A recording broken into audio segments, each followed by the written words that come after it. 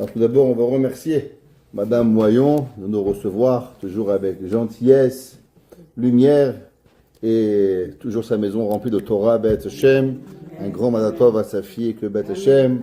On revient pour d'autres Semachot, Beth Hashem, et que chacun de vous et de nous, il reçoit la Belacha et Siata d'Ishmael d'Akadosh Baruch Hu, Beth Hashem. Aujourd'hui, pratiquement jour pour jour, quelques mois près, je fête mes 30 ans communautaires. Il y a 30 ans, j'ai commencé. Et je l'ai commencé à Yavne aussi. Il y a 30 ans, pour ceux qui se rappellent. Il y a des anciens professeurs à moi que j'ai engagés que j'ai engagés en 95. Donc, il y a beaucoup de filles qui n'étaient pas nées à l'époque. Beaucoup de parents qui étaient à l'époque de jeunes filles. Aujourd'hui, Baruch Hashem, elles sont mariées. Donc, elles n'étaient même pas au Canada encore à l'époque. Donc, Baruch Hashem, ça fait, comme ils disent au Québec, ça fait un bail. On peut jouer avec la POC. Donc, on a 30 ans, Baruch Hashem. Donc, il y a aussi un Amen, Beth Hashem. C'était aussi un remercier de pouvoir fêter ce moment-là. On est dans le but de la création du monde, Parashat Bereshit. On est aussi devant des filles du séminaire qui ont pris en Eretz Israël, des mamans, des morotes. Et elle m'a demandé de parler un peu de Chinuch Yaladim, d'éducation des enfants. Si on regarde l'histoire juive, on vous demanderait, c'est quoi le plus grand désastre humanitaire? Le plus grand désastre. Il y a plusieurs grands moments dans l'histoire qui ont changé l'humanité. Exemple, Maboul, Parashat Noach. Maboul, Akadosh Baruch Hu, il a effacé l'humanité de A jusqu'à Z. Il ne restait rien. Pas un animal, à part que dans la Teva, d'après certains en Eretz Israël, d'après certains les poissons. Mais il en reste que le désastre du Maboul, ça a été un des plus grands désastres. D'autres, ils vont vous dire Dora Palaga. Avant, on était tous unis, tout le monde parlait la même langue, tout le monde se comprenait. Akadosh Baruch Hu, il a mélangé l'humanité, les Chinois, les Japonais, les Africains. Il a rendu différentes langues, différents concepts, différentes natures. Ça a aussi créé énormément de troubles dans le monde. D'autres, ils vont vous dire Dor Enoch, la première punition. Pas beaucoup de gens savent ce que c'est Dor Enoch, le premier tsunami de l'humanité. Avant le Dor Amaboul, il y a eu Akadosh Baruch Hu, il a envoyé un grand tsunami qui va exterminer un tiers de la population mondiale. D'après certains, c'est là que les dinosaures, ils sont partis. C'est de là qu'on trouve sur les grandes montagnes du sel. Beaucoup se posent la question comment de l'eau salée se trouve sur les grands glaciers. La réponse, c'est qu'Akadosh Baruch Hu, il a détruit un tiers du monde dans Dor Enoch. Il y en a qui disent que ça a été Sdom Va'amoram. Chacun avec sa façon de penser, et mettent différents moments. D'autres qui vont vous dire destruction du premier temple. Akadosh Baruch Hu, il a créé des guerres. Et qui vont dire Baït Sheni, on a été expulsé près de 2000 ans. À partir de quel moment l'histoire de l'humanité, elle a changé, et comment nous, on peut apprendre de cela? Parce qu'être témoin d'une catastrophe, c'est bien. C'est comme les gens, ils voient à la télévision, il y avait, je ne me rappelle plus, le 24 décembre, je ne sais plus dans quel pays, il y a 10, 12 ans, il y a eu un tsunami, tout le monde était devant la télévision, comme ça, en train de regarder. Nous, qu'est-ce que tu as à faire? Qu'est-ce que tu vas faire? Tu sais nager, tu es secouriste, tu es docteur, passe 4 heures à voir les nouvelles. Qu'est-ce que ça va te faire de voir les nouvelles? Quand un juif, il écoute nouvelles d'Israël, au moins il fait Teilim, il prie à Kadosh Baruch Hu, qui va sauver, puis Michel il tombe pas. Enfin, je peux comprendre. Mais de voir passer 4, 6 heures, 8 heures un tsunami, qu'est-ce que ça a à voir? Qu'est-ce que nous, la Torah nous raconte toutes ces histoires? Le Maboul, Dora Palaga. Qu'est-ce que nous, on a à apprendre de tout ça? Juste pour nous raconter des histoires de l'humanité? Il n'y a aucun sens. La Torah, Halve Shalom, c'est pas un livre d'histoire. La Torah, c'est pas un journal. Chaque mot de la Torah, c'est un nom de Dieu. Et dans chaque lettre, dans chaque chose de la Torah, il y a quelque chose avec quoi on doit apprendre une morale pour l'éternité. La Gemara, dans ma Sechet Megillah, la Gemara dit que Gedola Asarat Tabaat Mishmonev Arbaim Nevi'im ou Nevi'ot Shidba'u l'Israël. La Gemara dit qu'au moment où Ahashverosh, il a enlevé la bague, il a donné à Haman, ça a fait plus que les 48 prophètes et prophétesses du peuple juif. La Gemara a dit qu'il y a eu 48 prophètes et prophétesses qui sont prophétisés au peuple juif en disant, peuple juif, faites échouva, Hachem va vous punir, que il va vous envoyer des malheurs, faites devenir des bonnes personnes. Mais nous, on est sûr que Dieu nous aide, on est sûr que Dieu nous aime, et qu'est-ce qu'on fait? On ne change pas. Alors malheureusement, on n'a pas écouté. Qu'est-ce qui nous a fait changer? La Gemara a dit, le jour où Haman, il a reçu le sceau du roi, qu'il pouvait nous exterminer, eh bien, cette action, elle a fait plus que tous les 48 prophètes et prophétesses d'Israël. La Gemara a dit qu'il n'y avait que 48 prophètes et prophétesses. La Gemara a dit, c'est pas vrai. Rien qu'au temps du prophète Shemuel Hanavi, il y avait son père, il s'appelait Elkana. Le passouk qui dit, Vayi ish mi Ramataim Tsofim. Il y avait un homme qui était de Ramataim Tsofim. La Gemara dit, qu'est-ce que ça veut dire Ramataim Tsofim? La Gemara dit, Echad mi Mataim Tsofim. À l'époque de Shemuel Hanavi, son père faisait parmi les 200 prophètes de l'époque. Donc la Gemara demande, pourquoi tu me dis qu'il n'y a eu que 48 prophètes? Regarde au temps de Elkana, rien que là-bas, il y avait déjà 200 prophètes. La Gemara dit, tu as raison, dans la Torah, il y a eu des milliers de prophètes. Mais combien de prophètes il y a eu qui vont marquer l'histoire, que leur prophétie va rester pour l'éternité, présent, passé et futur? 48. Les 48 prophètes des Ketuvim, Nevim, Tara, Nevim, Ketuvim, chaque mot, il est éternel. Ça veut dire éternel, ça veut dire qu'il y a une leçon à apprendre pour eux, pour nous, pour le futur. Il n'y a jamais un mot de la Torah qui en va. Chaque mot, chaque chose qui est arrivée, on doit apprendre une leçon. Dans la paracha de cette semaine, il y a un sujet très très difficile à comprendre, excessivement à comprendre. Et ce sujet, j'en ai parlé, que vous sachiez, il y a 30 ans. Il y a à peu près 30 ans, jour pour jour, j'ai donné ma première conférence à Yavne. Mais à l'époque, je n'avais pas la barbe grise, c'était la barbe toute noire, très jeune. Ils ne m'ont pas écouté. Alors maintenant, après 30 ans, je vous le répète. Je ne fais que répéter ce que j'ai dit il y a 30 ans, mais c'est pas grave. Maintenant, aujourd'hui, vous allez peut-être prendre plus au sérieux ce que je vais dire, mais c'est le même discours, ça n'a pas changé. Pourquoi je vous le redis? Parce que pendant longtemps, je pensais que j'avais été trompé. Je pensais que ce n'était pas un bon discours. Cette semaine, il y avait, c'est la Hiloula, vous savez que Shabbat, c'est la Hiloula de Rav Obadia Yosef. Dimanche, le Gimel Cheshvan, c'est la Hiloula de Rav Obadia Yosef. Donc on est aussi ce soir, 3 jours avant, Rosh Chodesh Cheshvan. On est premier Cheshvan, 3 jours avant la Hiloula, c'est la Hiloula. Donc on peut déjà ce soir faire aussi la Hiloula de Rav Obadia Yosef. Donc on est tous ici ce soir aussi pour fêter ce moment extraordinaire qui a changé notre vie. Si vous avez vu dans votre vie un moment historique, ça a été, bien sûr, la vie de Rav Obadia et le décès de Rav Obadia. Il y a eu 1 million de juifs qui se sont réunis. Il n'y a jamais eu dans l'histoire, dans le dernier millénaire, il n'y a pas eu un moment où il y a eu 1 million de juifs ensemble. Il n'y a pas eu. La seule fois dans l'histoire, depuis 1000 ans, qu'il y a eu 1 million de juifs réunis ensemble, ça a été pour l'enterrement de Rav Obadia Yosef. C'est un des moments marquants de l'histoire juive. Il faut savoir, nous avons vécu un moment historique qui a été extraordinaire. Tous, Sfarad, Ashkenaz, Chassidim, Ashkenazim, hommes, femmes, religieux, pas religieux, gauchistes, droitistes, centristes, tous pour venir honorer cet homme qui a marqué l'histoire, cet homme qui a marqué l'humanité, le Rav Obadia Yosef. Et cette semaine, il y avait donc ces enfants qui ont parlé de leur papa. Et un des enfants, qui s'appelle Rabbi Avraham Yosef, le deuxième fils de Rav Obadia, il a dit quelque chose, différents mots, que ce que j'avais dit il y a 30 ans. Donc je me suis dit, si lui il peut le dire, donc je peux le répéter. Wow. Donc maintenant, je vais vous répéter qu'est-ce que j'ai dit il y a 30 ans, et c'est pour ça que ce soir, j'ai décidé de vous le répéter. Dans la Torah, il y a un moment, un passage à la fin dans Parashat Bereshit, qui est très difficile et qu'on ne comprend pas. Qu'est-ce que c'est? La Torah a dit comme ça. Hanephilim hayu ba'aretz. Alors, qu'est-ce que c'est les Néphilim?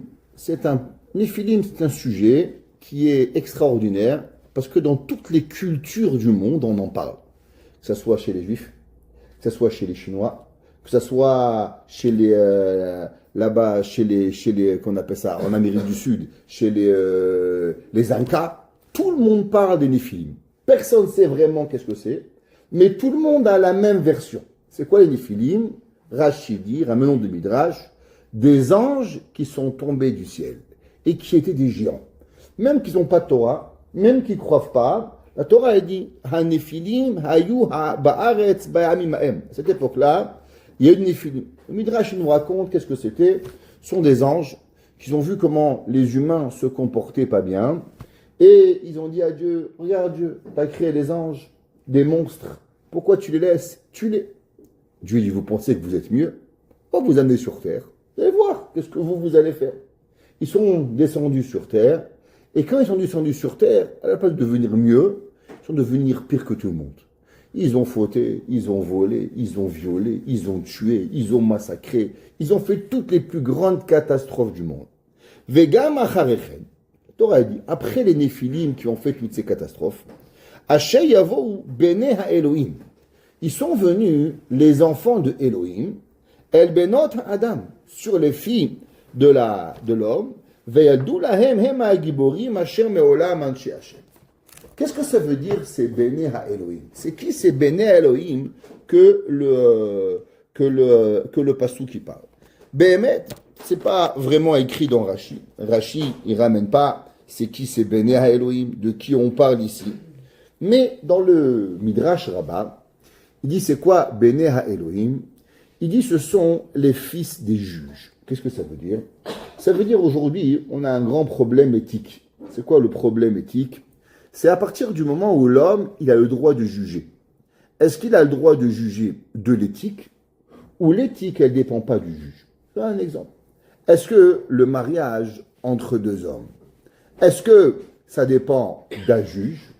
Est-ce que la Cour suprême du Canada, la Cour suprême des États-Unis, elle a le droit de légaliser un mariage pareil?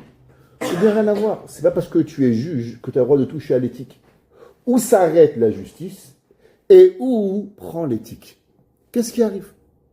Dit le Midrash, Bene ha-Elohim, les juges de l'époque, ils ont décidé que puisqu'on avait le droit de pouvoir juger, donc on a le droit, nous aussi, de décider de l'éthique, qu'est-ce qui est permis et qu'est-ce qui est interdit. Et ils ont permis, Barminan, la perversion dans le monde. C'est pour ça qu'avant le Maboul, les hommes, les femmes, les animaux, tout était permis. Pourquoi? Parce que les juges ont dit, sinon on a le droit de juger. Alors automatiquement, tout est permis. Et il dit le Midrash, dans le Midrash Rabbah, quelle est la raison pourquoi Kadosh Baruch Hu, il a détruit le monde? À cause qu'il y a des gens qui volent, il y a des gens qui mentent, il y a des gens qui font du mal. Mais il n'y a pas un juge qui vient, qui se permet le droit de dire qu'aujourd'hui on a le droit de mentir, on a le droit de voler, on a le droit de tuer. Avant le Dor HaMaboul, les juges passaient des lois sans éthique.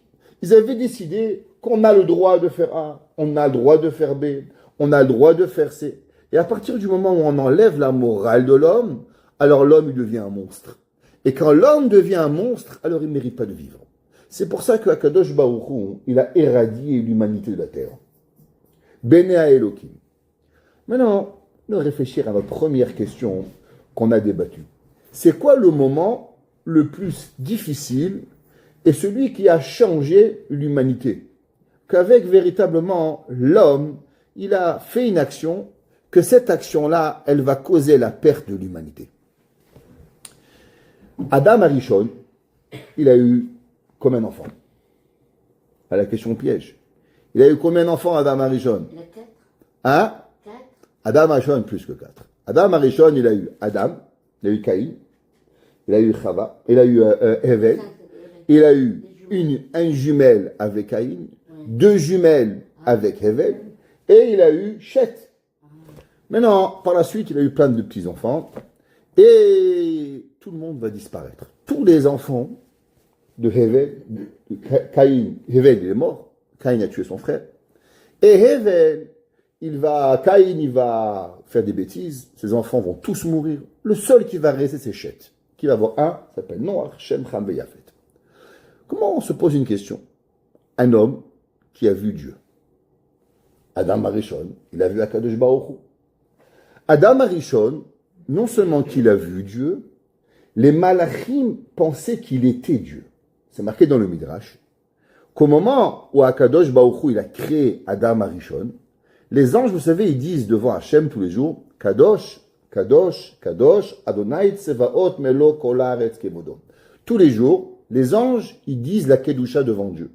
Il y a des anges qui attendent 1000 ans, 2000 ans, pour dire cette phrase. Kadosh, Kadosh, Kadosh, Adonai Tsevaot Melo Kol Haaretz Kevodo, et après ils meurent. Après ils disparaissent. C'est qu'il y a des malachim qui ont été créés. Ça fait 5786 ans, et ils vont pouvoir avoir la chance de dire une fois Kadosh, Kadosh, Kadosh et mourir. C'est tout. Ils ont été créés que pour ça.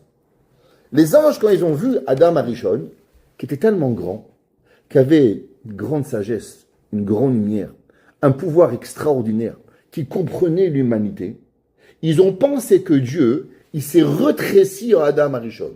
Ce qu'on appelle le Tzimtzum. Et Adam Arishon, il était Dieu. Donc ils ont voulu dire devant Dieu, Kadosh, Kadosh, Kadosh.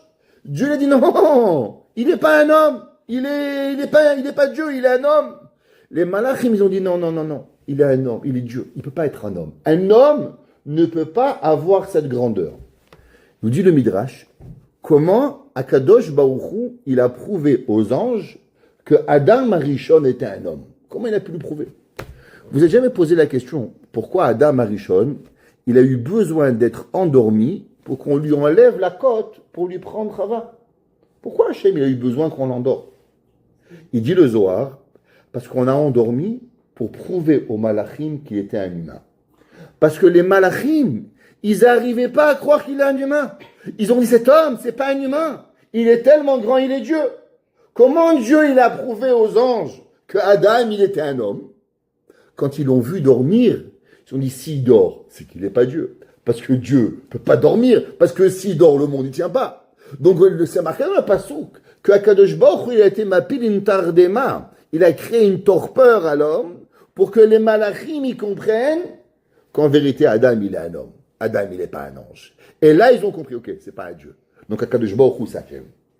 Sinon, les malachim pensaient que Adam, il était Dieu.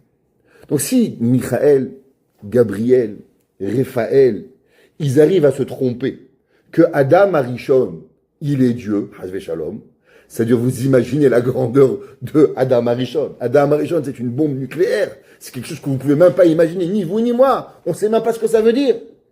C'est vrai, Adam Arishon, il va fauter. Mais Adam Arishon, il était plus grand que les malachim. Grande question. Comment se fait-il que Adam Arishon, un homme tellement grand, il n'a pas su éduquer ses enfants? Comment se fait-il que Adam Arishon, il va avoir un fils qui s'appelle Caïn? Caïn et Hevel vont se bagarrer. Caïn, il va prendre son frère Hevel, il va le couper en rondelles. Le Midrash, il dit, comment Caïn savait comment tuer Hevel? Le Midrash, t'as raison, il ne savait pas. Il a pris, il a attaché, il a coupé les orteils, les chevilles, les genoux, il lui a coupé la tête. En morceaux, en rondelles. Terrible. Caïn, je ne comprends pas. T'apprends pas à ton frère, à ton fils un petit peu de vie. Ok? T'as raté ton éducation avec Caïn. Ses enfants. Chaque qu'on arrive à pas croire en Dieu. Chaque qu'on arrive que l'humanité, il se varie des hommes avec des hommes, des femmes avec des femmes, des hommes avec des animaux, à devenir des sauvages, des monstres, jusqu'à que Dieu, il n'ait pas été capable de pouvoir supporter l'humanité et de détruire le monde. Qu'est-ce qui se passe ici? Comment c'est possible? Moi, on m'a toujours appris, ton père, il est tzaddik, toi, tu es tzaddik. Le Ramban, il le dit. Le Ramban, il dit que si un homme, il est bien, alors automatiquement, son fils, il est bien. Et le Ramban, il dit, il ne me juge pas. On se parle de Nitzavim, le Ramban. Il dit, s'il ne me juge pas, à cause qu'il y a une histoire dessous. Personne ne comprend ce Ramban.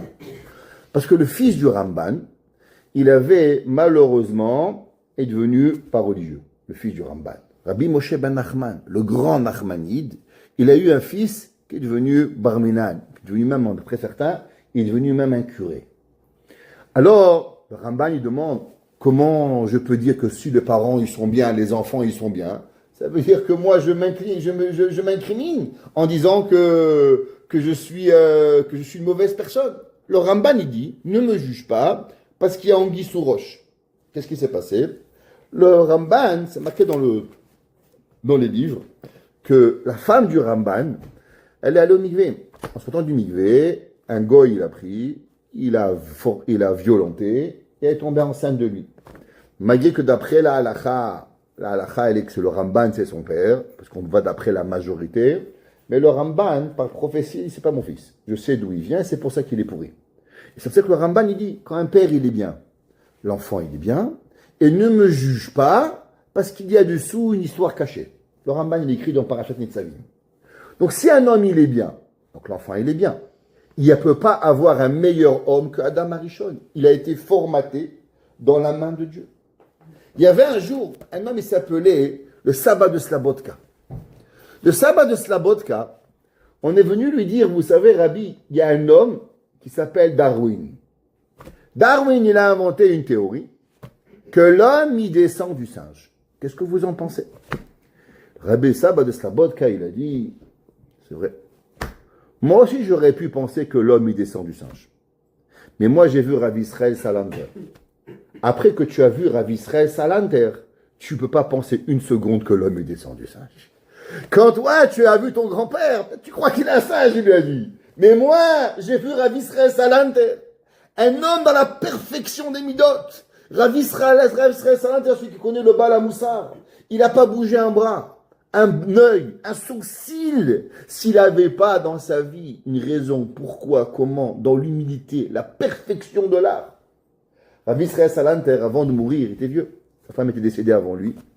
Alors, il lui avait mis un homme pour s'occuper de lui. Donc, qu'est-ce qu'on va lui mettre? Un Rosh Yeshiva? Il a mis un homme un peu simplé comme ça. Un homme un peu gentil, mignon, qui était là, mais qui n'était pas très intelligent. Alors, le Rav, il est décédé. Après, les Shiva, ils sont venus le voir. Il lui dit, nous, est-ce que tu peux nous dire qu'est-ce que le Rav, il a fait avant de mourir? Je dis, oui, bien sûr. Il dit, qu'est-ce qu'il a fait? Il dit, le Rav, il nous a dit, il est venu me voir, et m'a dit, tu sais, je vais mourir. Mais attention, quand je vais mourir, il ne faut pas que tu aies peur. Il dit, non, Rabbi, il ne faut pas mourir, je vais avoir peur, moi, j'ai peur des morts. Non, la mort, ça ne fait pas peur. Il dit, regarde, je vais te faire montrer qu'est-ce que ça veut dire la mort. Le Rav, il est monté sur le lit, il a fait schéma, il a fait semblant de mourir. Après, il m'a dit, tu as peur? Je dis, oui, Rabbi, j'ai très peur. Allez, on recommence. Et comme ça, pendant une demi-heure, le Rav, il a fait semblant qu'il est mort. Chaque après, je dis, Rabbi, j'ai plus peur. Je dis, tu es sûr que tu n'as plus peur? Il dit, promis, Rabbi. Il dit, ben non, je peux mourir. Et après, le Rav, il a fait Kriyat Shema, il est mort. Il a dit un jour, le sabbat de Kelem. Sabbat de Kelem, c'était Rabbi Elazar Simcha. Il a dit, un homme, vous ou moi, on nous dit qu'on va mourir, on va prendre le thé, il dit, on va pleurer, Hachem, on ne sait pas ce qu'on va faire. Rav Israël Salanter, toute sa vie, il avait qu'une hantise, de faire du mal à un homme. Toute sa vie, il a pensé comment jamais déranger une personne. Le jour où il allait mourir, il avait une hantise, qui allait faire peur à un juif, qui allait traumatiser un juif. Qu'est-ce qu'il a fait? Il a passé la dernière demi-heure de sa vie à expliquer à l'autre comment pas avoir peur. Parce que sa vie, c'est pas faire peur aux autres, c'est sa vie. Rav Israël Salanter, il a dit le sabbat de Slabotka. Celui qui a vu Rav Israël Salanter, il ne peut pas imaginer que l'homme est descend d'un singe. Alors Adam Arishon, il a été formaté dans la main de Dieu. Adam Arishon, il rayonnait comme un soleil. La Gemara dit que Rabbi Yochanan, il vivait en l'an au 5e siècle, en 410 de notre ère. Donc on parle de 3000 ans après Adam Arishon. 3000 ans. La Gemara dit que Rabbi Yochanan, il rentrait dans une chambre, il levait la main, son bras, il éclairait comme un néon toute la chambre. C'était Rabbi Yochanan. Maintenant, Adam Arishon, son petit doigt, il brillait plus qu'un soleil. Je vous pose une question. Un homme qui a été formé par Dieu, un homme qui a été tellement grand, comment se fait-il qu'il n'a pas su éduquer ses enfants? De là, vous allez me dire, si Adam Arishon, il n'est pas arrivé, alors moi aussi je ne peux pas y arriver. Alors à quoi ça sert? Il y avait un jour, c'était un Shabbat, je me rappelle, il y avait un jour un garçon à Yeshiva, et je le vois Shabbat, en chapeau, veste, cravate, en train de parler avec une fille. Je m'approche de lui, je lui dis, Ploni, Almoni, qu'est-ce que tu fais? T'as un chapeau, t'as une cravate, t'es là, tu parles avec une fille, c'est pas joli. Il me dit, Rabbi, vous avez raison, c'est pas bien. Je me suis senti le king, je suis rentré à la maison, je dis à ma femme, chérie, tu sais pas, aujourd'hui, ça y est, je suis devenu mon cher Rabbeinu. Il m'a dit quoi? Je dis, regarde, il y avait un gars, il parlait avec une fille. Je lui ai dit, il m'a pas dit Rabbi, rien, il m'a dit Rabbi, vous avez raison. Il a arrêté, tu t'imagines? Bah, c'est comme un fou, j'étais heureux, je dansais dans la rue, comment j'étais content. Il dit, Baruch Hashem. Shabbat d'après, je te vois, il parle avec une fille. Mais qu'est-ce que tu fais? Il veut dire, Rabbi, j'ai pas le chapeau. Moi, je lui parle de parler avec une fille. Lui, qu'est-ce qu'il me dit? Il croit que c'est le chapeau qui l'empêche. Il a rien compris. Alors maintenant, on va dire, qu'est-ce qu'il va me dire, ah, Rabbi, si déjà Adam Arishon, il n'a pas réussi, alors moi, je ne peux aussi pas réussir. Enfin, c'est pas intéressant le cours. Il faut mieux que je me teste. Il y avait un jour un gars, il m'a dit, mon Rabbi, j'étudie pas le Chafetz Chaim, le haut de la Shonara. Je lui dis pourquoi? Il dit, parce que à travers le lit, j'apprends comment dire la Shonara permis. Ok, Barminan, il a rien compris. C'est pas ça le but. Le but, c'est de comprendre comment on fait devenir mieux, pas devenir pire. Pas de lâcher. Alors, Adam Arishon, il a eu plusieurs enfants. Caïn, une fille. Hevel, deux filles. Il y a une grande question dans le Midrash. Quand est-ce que Adam Arishon, il a eu ses enfants? Est-ce que Adam Arishon, il a eu Caïn et sa fille numéro 1? Après, il a mangé le fruit interdit. Et 130 ans se sont passés.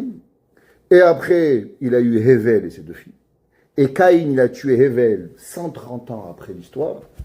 Ou bien non, qu'Adam Arishon, il a eu Caïn, sa fille, Hevel, ses deux filles. Après, il a mangé le fruit interdit. Et après, il a eu Chet 130 ans plus tard. Comment s'est passée l'histoire? Pas vraiment important. Après, il y a différents midrashim, à différentes marloquettes, comment on va arriver. Mais il y a une chose qui est claire.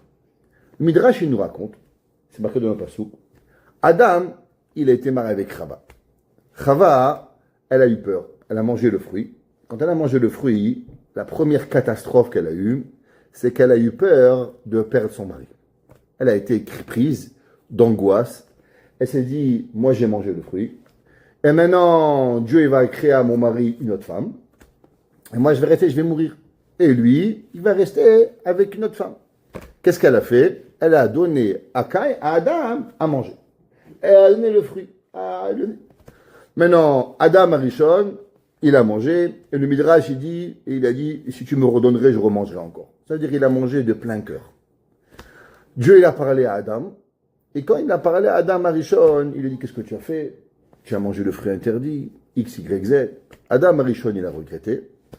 Et Adam Arishon, il s'est séparé de sa femme, il est parti pleurer pendant 130 ans. 130 ans, pas un an, pas 2 ans, 130 ans. Adam Arishon, il va s'enfermer dans une grotte, 130 ans. Et il va pleurer, demander pardon à Hachem. 130 ans. Imaginez-vous ce que ça représente, 130 ans. Adam Arishon a vécu 930 ans. Ça veut dire qu'il a, Adam Arishon, plus de 10% de sa vie. Un homme, imaginez-vous, il vit 10 ans, 70 ans. Imaginez-vous un homme, pendant 7 ans, il s'enferme dans une chambre et il pleure à Dieu. 7 ans. À peu près en proportion, c'est ça que ça arrive, plus ou moins. 10% de sa vie, Adam Arishon, plus même 15%, 10 ans de sa vie s'enferme. Adam Arishon, il est là, il va s'enfermer. Un homme, il regarde ça, il dit, waouh, quel sadique. Je t'abbarre chez moi là, un homme pieux, un homme grand. Pourtant, la Torah, elle louange pas Adam Arishon. La Midrash, il le ramène, mais la Torah ne le ramène pas. La question, elle est, comment ça se fait qu'une histoire tellement grande, qu'un homme il pleure à Dieu pendant 130 ans, la Torah, elle n'en parle pas ouvertement. Si moi j'étais Dieu, j'aurais écrit en grosses lettres, pas en petites lettres, et Adam, il a pleuré 130 ans, il a fait Teshuvah, je sais pas, c'est une histoire incroyable. Comment ça se fait que la Torah, elle en parle après, ce fut après 130 ans, Adam Arishon, il a eu Chet. Le Midrash, il dit, pourquoi Torah nous parle de 130 ans? Ah, parce que 130 ans, il s'est séparé, il a pleuré. Tu me racontes pas cette histoire, la plus importante de l'histoire, qu'un homme, il a fait Teshuvah. Un homme, il doit savoir. Un homme, il doit savoir ce que c'est Teshuvah. La Torah dit qui c'est qui a fait Teshuvah le premier? La Torah dit que c'est Caïn qui a fait Teshuvah. Caïn, il dit, Gadol avoni mineso.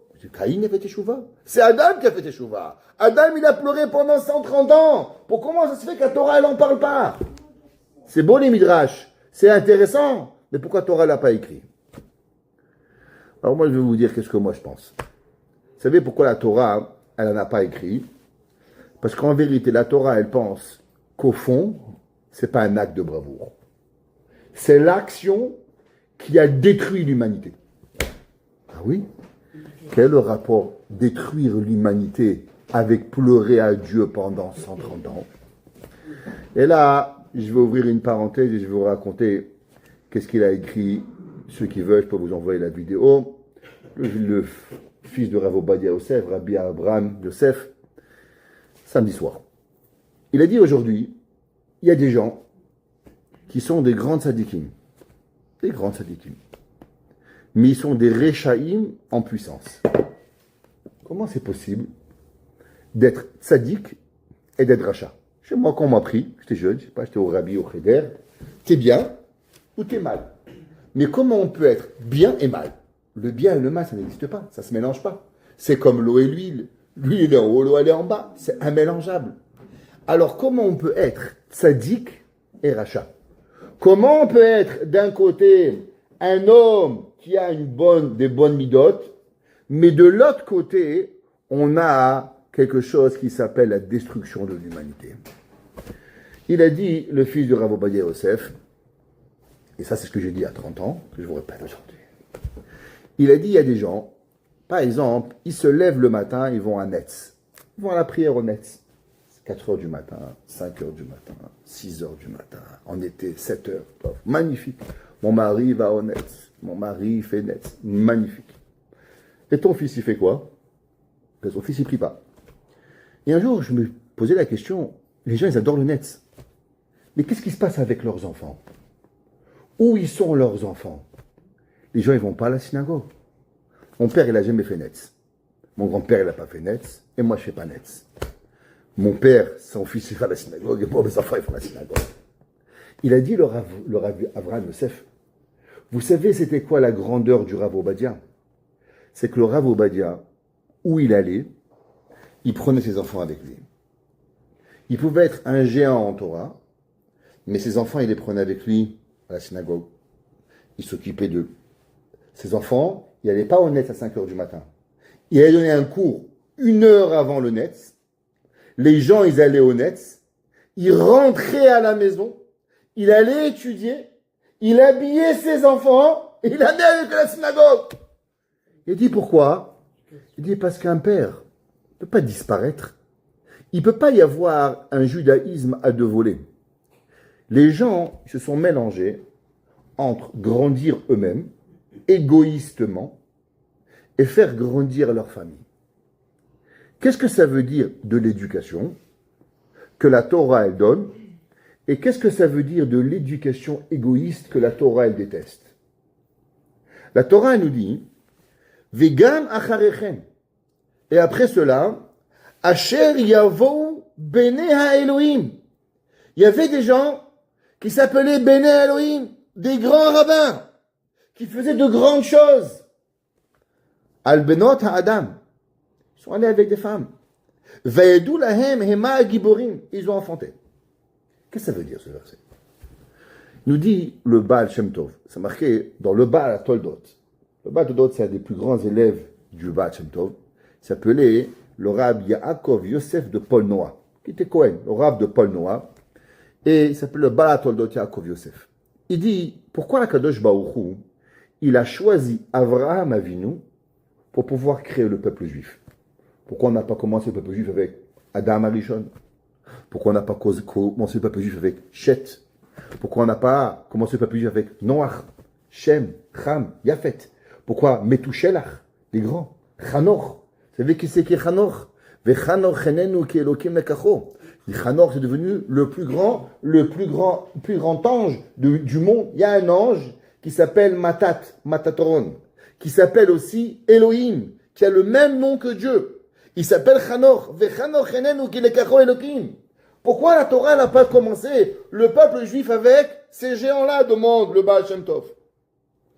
Dit le Baal Shem Tov, à cause que tous ces géants-là, ils ont vécu dans un judaïsme égoïste. Le judaïsme, c'est pas quelque chose d'égoïste, c'est quelque chose de socialiste. C'est quelque chose qu'on doit partager. Beaucoup de gens, ils font plein de mitzvot. Mais ces mitzvot-là, ils n'impliquent pas leurs enfants.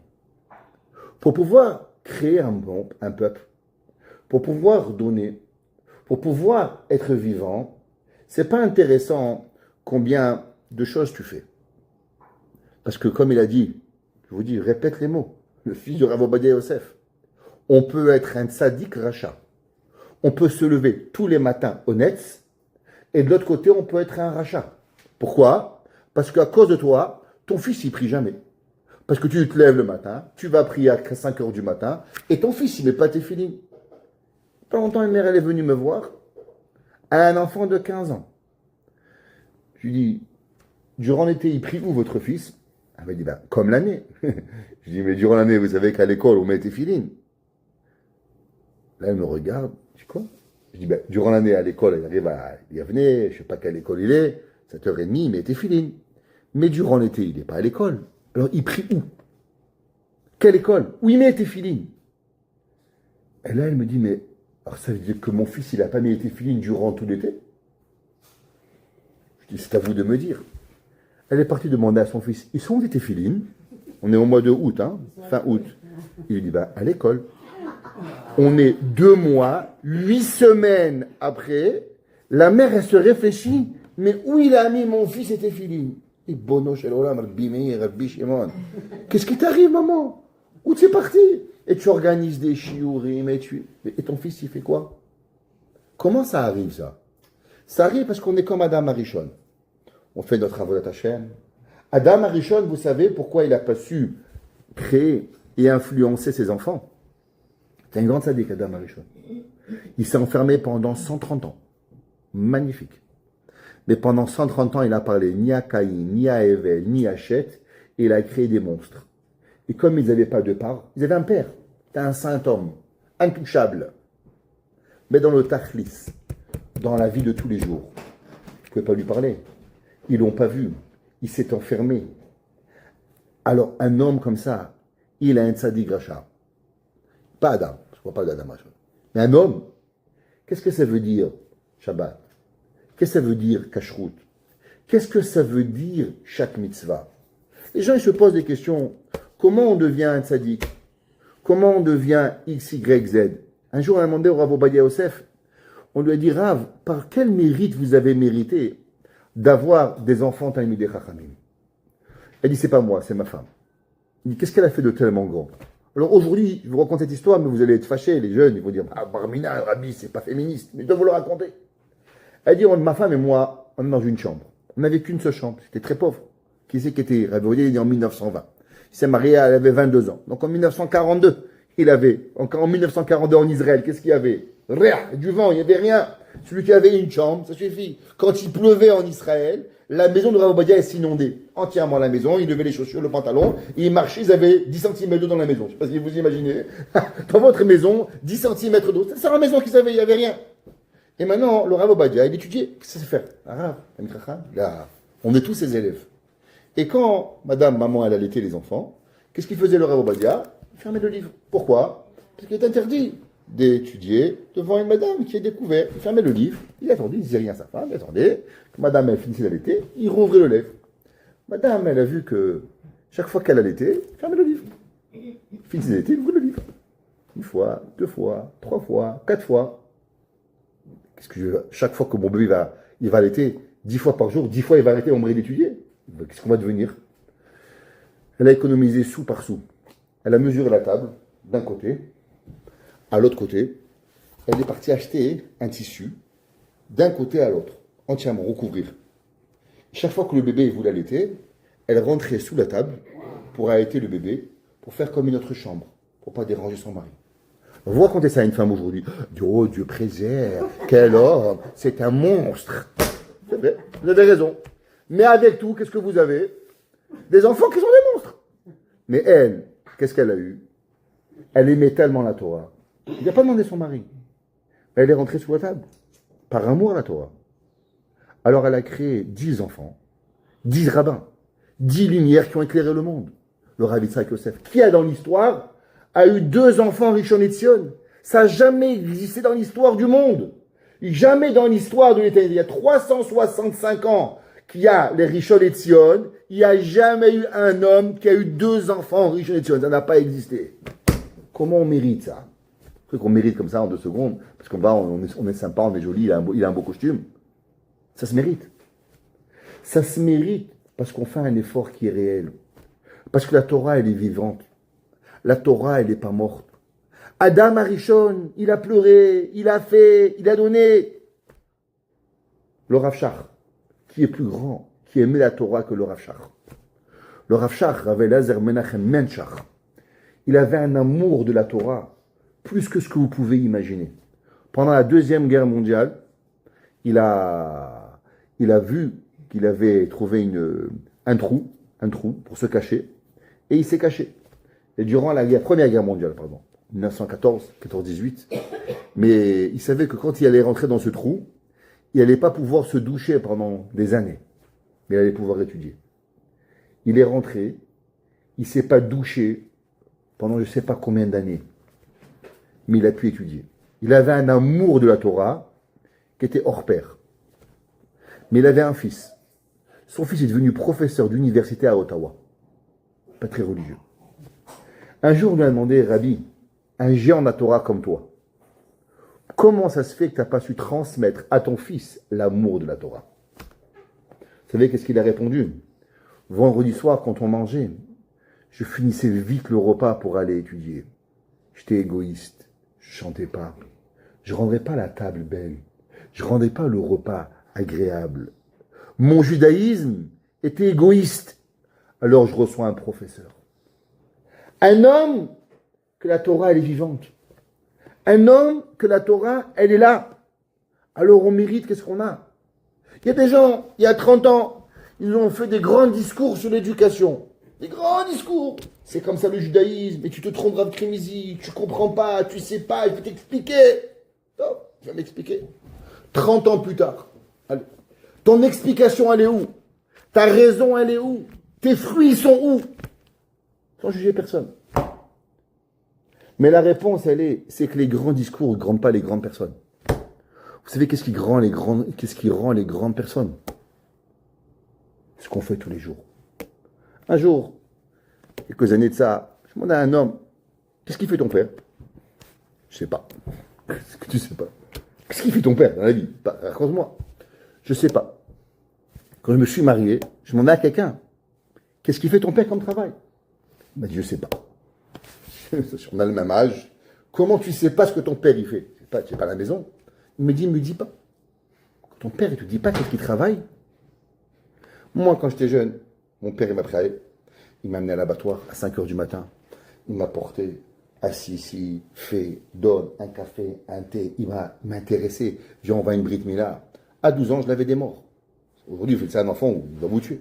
Mais à 12 ans, mon père, il m'a amené. Fait laver les morts, s'occuper des morts. Il n'y a pas une chose que mon père, il n'a pas fait, je n'étais pas avec lui. Où mon père, il allait, j'allais. Où ma mère, elle allait, elle m'amenait. Ça n'existait pas. Dans la cuisine, à l'abattoir, à la shrita, à la mila, tout. Pourquoi? Le judaïsme, il se donne. Le judaïsme, il se transforme. Il a dit, le Rabbi David Yosef, le Rabbi Yitzhak Yosef, un jour, il prenait ses enfants, une fois, il les a oubliés, les pauvres. Ils ont fermé la synagogue, il est parti, il a oublié son fils. Mais ça n'existait pas qu'il donnait un chiour s'il ne prenait pas tous ses enfants. Un géant de la Torah, il a compris à quoi il sert, la Torah. Voir le papa, l'amener, amener au Selichot, venir. Comment des gens, tous les Shabbats, je les vois, ils ont des enfants. Ils sont où tes enfants? Je sais pas. Bon, t'es pas juif? Ton fils, il n'est pas juif? Ta fille, elle n'est pas juive? Qu'est-ce qui se passe? Où vous en êtes? Qu'est-ce qui arrive? La réponse, c'est qu'ils ont un judaïsme égoïste. Le judaïsme égoïste détruit le peuple juif. Vous savez qu'est-ce qui détruit le peuple juif aujourd'hui? La Torah, il n'y a pas eu de Torah plus que ce qu'il y a aujourd'hui. Depuis la création de la Torah, depuis Moshe Rabbeinu dans le désert, il n'y a pas eu plus de Torah qu'aujourd'hui. Ça n'a jamais existé. Plus de gens qui étudient des Fayoumi. Il n'y a pas eu plus de synagogues qu'aujourd'hui. À Alexandrie, il y avait 1,8 million d'hommes. Combien de synagogues il y avait à Alexandrie? Combien? Une. Tellement on n'entendait pas qu'il y avait des drapeaux. Baruch Baruch Shemo. Amen. La Gemara a dit, ils avaient un drapeau bleu, un drapeau vert. Quand on devait dire Amen, on faisait un drapeau. Quand on disait Baruch Shemo, on faisait un autre drapeau. On n'entendait pas. 1,8 million, la Gemara dit. Kifla Emiyot Mitzrayim, la Gemara dit. 1,8 million de juifs. Une synagogue. compte tenu qu'on a 97 synagogues. Mais les enfants, ils sont où? Qu'est-ce qui arrive? On n'est pas en train de réfléchir où est-ce que mon fils il va être bien. On va sur où moi je suis bien. Où est-ce que moi, mes copains, ils ont. Qu'est-ce que je fais? Mais maman, c'est pareil. Qu'est-ce qu'elle a? Elle donne un cours, elle va, si, elle a, je dis rien de mal. Mais à la fin, tes enfants, ils sont où? Qu'est-ce que tu fais? Où tu en es? La Torah nous dit, en 1600 ans, pas beaucoup 1600 ans, vous savez, Parashat Bereshit, du début de Bereshit bara Elohim, jusqu'au Dor HaMabul, 1600 ans. C'est pas beaucoup. On est passé de la création de l'homme à ce que l'homme devienne, Chas Veshalom, à la hauteur de Dieu, que les malachim se sont trompés, à ce qu'un homme, il devient un animal, que les hommes, ils étaient mariés avec des vaches. Comment on arrive à ça? Comment on arrive à ce qu'un homme, il passe de l'homme à la perfection, à ce que l'homme, il est capable de vivre et de légaliser la chose la plus terrible qui arrive? La réponse, c'est pas compliqué. C'est quand on est égoïste. Quand chacun de nous, il pense qu'à soi-même. Ce que je veux, ce que je mange, ce que je bois, ce que je fais, ce que j'ai envie, ce que j'étudie, ce que j'arrive. Qu'est-ce qu'on fait? J'étais jeune. Il y avait un couple. J'étais copain avec eux. On va dire amis, copains. Non, j'ai pas de copains par ma femme. J'ai pas des amis, pas de copains. J'ai que des amis. Copains, c'est comme ma femme. J'ai pas de copains. Et j'allais, en tant que rabbin, dans des mariages. Tous les mariages, je les voyais. Ma femme, je la voyais jamais. Tous les bar mitzvahs, je les voyais. Eux, ils étaient là-bas, tous les heures. Moi, je rentrais, je sortais, ma je partais. Je vais à ma femme, je dis, comment ils font? Comment ils arrivent? Tous les bar mitzvahs, tous les mariages, tous les fiançailles, toutes les fêtes, toutes les iloulottes. Qu'est-ce qui arrive? Comment nous, on n'arrive pas? On n'est pas doué dans l'éducation. Pourquoi nous, on n'arrive pas à arriver au mariage, arriver au bar mitzvah? Qu'est-ce qu'on fait de mal? Au bout d'un moment, on se pose une question. Regarde, peut-être qu'on n'est pas doué en parenting, peut-être que nous, on ne sait pas. Quelques années plus tard, bar minan. Shabbat, ça se paye.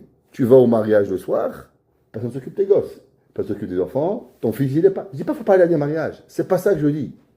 Je dis la personne elle doit comprendre. Être un parent, qu'est-ce que ça veut dire être un parent?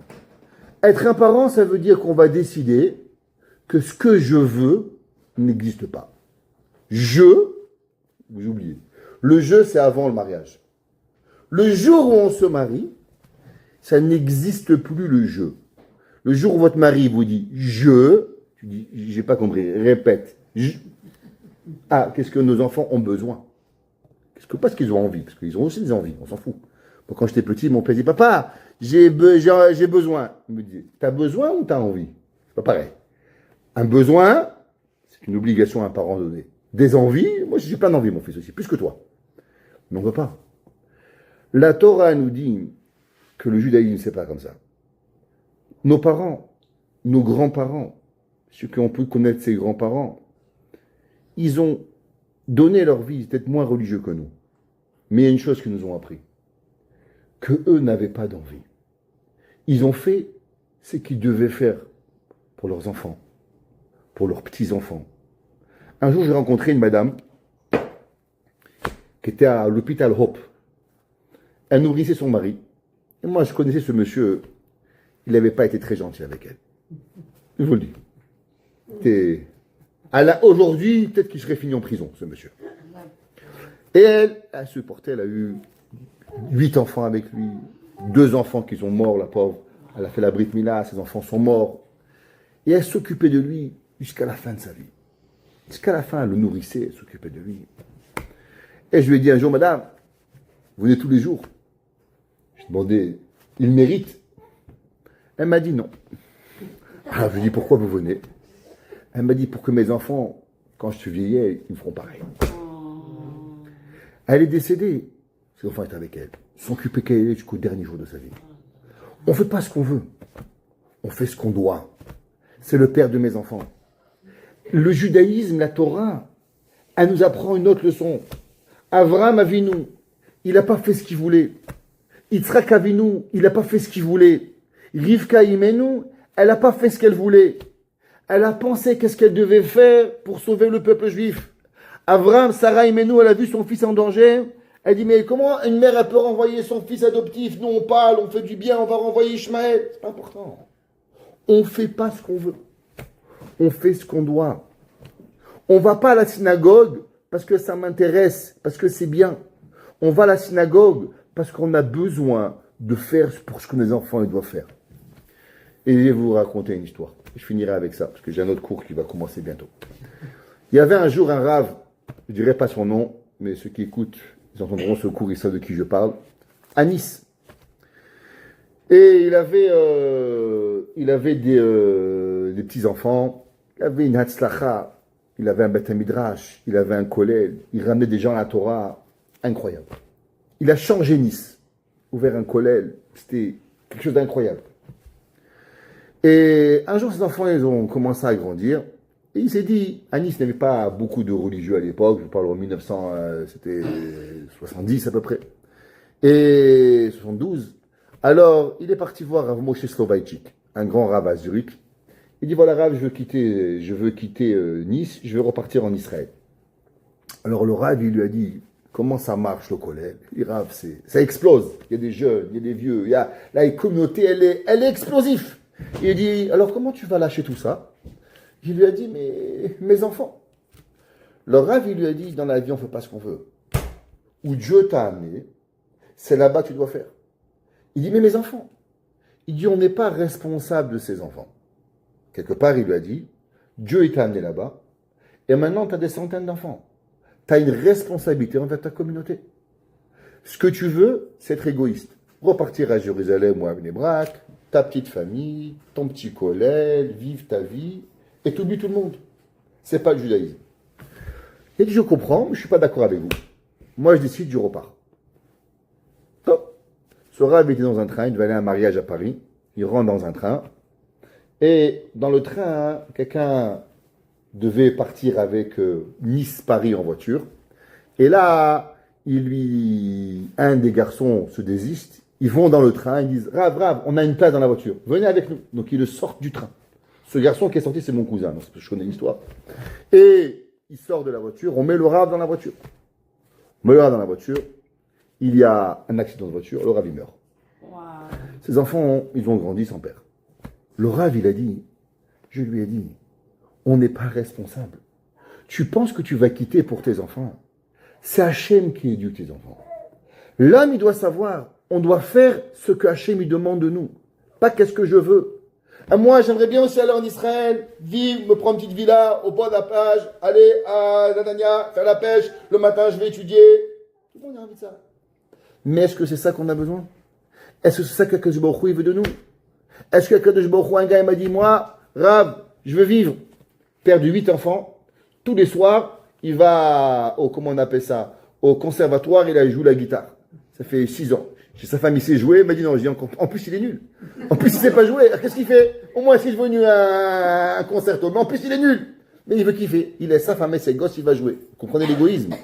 Ça peut être pareil quand dans la religion. Ça peut être pareil dans les mitzvot. Il y a des gens qui font n'importe quoi.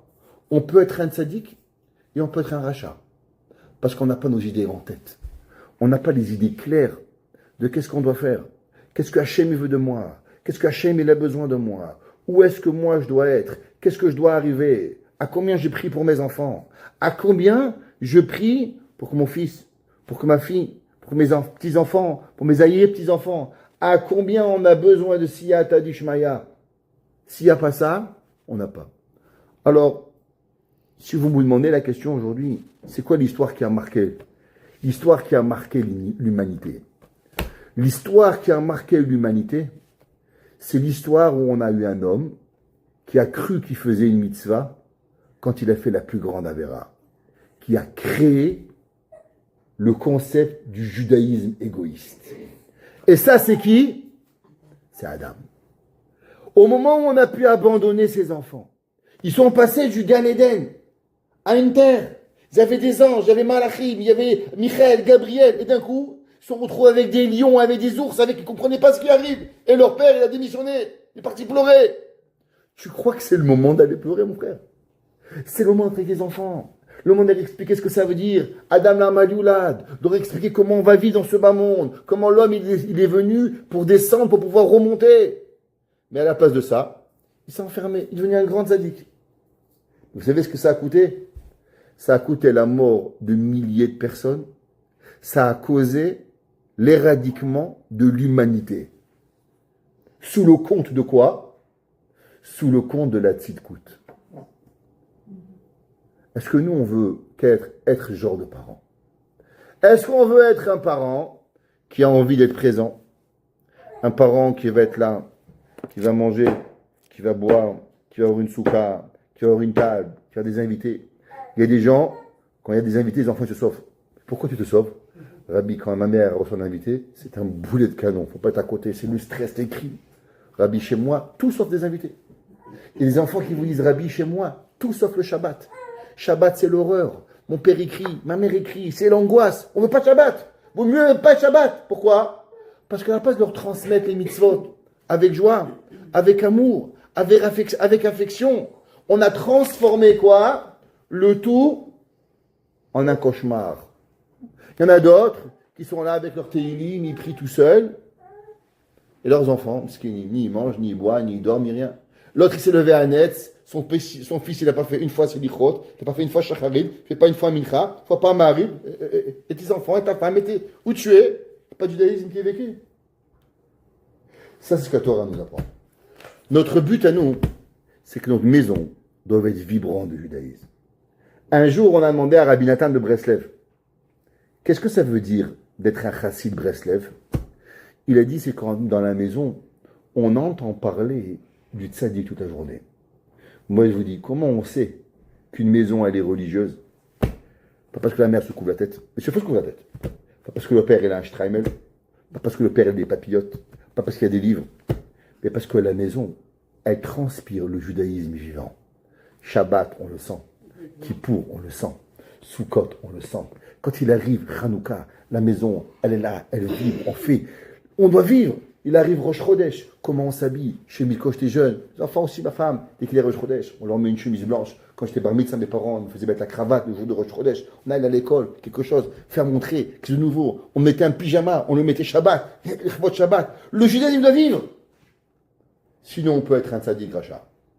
Mais on ne va pas ni un tzaddik ni un racha. On va être un bon juif et transmettre à nos enfants la Torah et que nos enfants ensuite, ils transmettent la Torah à leurs enfants. Et je terminerai avec une histoire du Al-Shir. Le Al-Shir, il a dit qu'un jour, il a un homme, il a demandé à ses enfants, il lui a dit, nous, mon fils, qu'est-ce que j'ai fait pour toi? Il dit, papa, tu m'as donné, tu m'as fait. Il dit, qu'est-ce que tu vas faire pour moi? Il dit, papa, tu sais, je suis millionnaire, je vais te prendre une maison, je vais te mettre à Poleg, je vais te mettre à Eilat, tu vas faire la paix, tu vas avoir un bateau à Miami, tu vas t'éclater. Le père, il lui a mis une claque, il a dit, voyou, pas d'ici. Le deuxième, le troisième, le 10e enfant, il dit, mon fils, qu'est-ce que j'ai fait pour toi? Il dit, papa, tu m'as donné la vie, tu m'as tout donné. Qu'est-ce que tu vas faire pour moi? Rien. Il dit, quoi? Je te donne tout, tu me donnes rien. Il dit, papa, je peux rien te donner, parce que la première chose que tu m'as donnée, je ne peux pas te la rendre. Tu m'as donné la vie, je ne peux pas te rendre la vie. Donc je ne peux rien faire pour toi. Mais une chose que je vais faire, tout le bien que tu m'as donné, je vais le redonner à mes enfants. Ta gentillesse, ton amour, tout ce que tu m'as fait, Be'ezrat Hashem, je le retransmets à vos enfants. Vous voulez savoir qu'est-ce que vous avez donné à vos enfants? Ce que vos enfants redonneront à vos enfants, ça veut dire que vous avez donné à vos enfants. Mais ce que vos enfants ne redonnent pas à leurs enfants, ça veut dire que vous ne l'avez pas donné, mais vous avez pris de vos enfants. Qu'on soit que des donneurs à nos enfants, et non des preneurs, pour vivre un judaïsme qui est vibrant, heureux, bessimcha, pour pouvoir arriver ensemble à Biad Goel, Bimera, Biamenu. Amen.